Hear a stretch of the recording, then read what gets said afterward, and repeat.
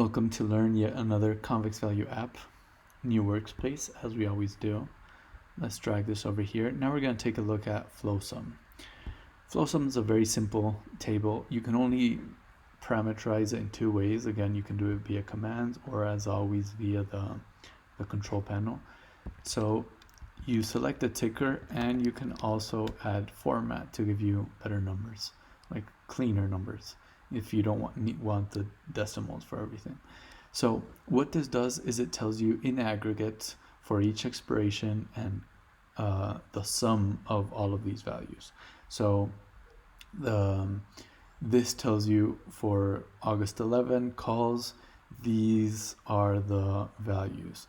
Open interest change, volume divided by open interest, delta exposure, gamma exposure, value of buys and sells. This is the all of these values. It breaks it down by, here's the sum for everything. It breaks it down by calls and puts and expirations.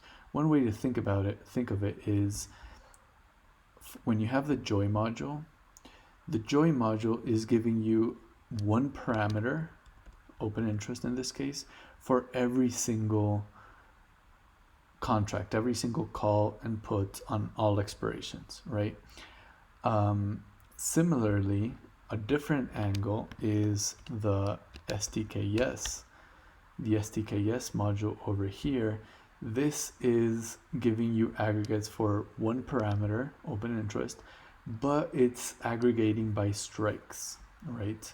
So here we're looking at open interest, here we're looking at open interest, but here we're looking at the surface, here we're looking at all the strike values, and here we're looking at the aggregates for multiple parameters. So this only shows one parameter, this only shows one parameter, but this shows many parameters at once.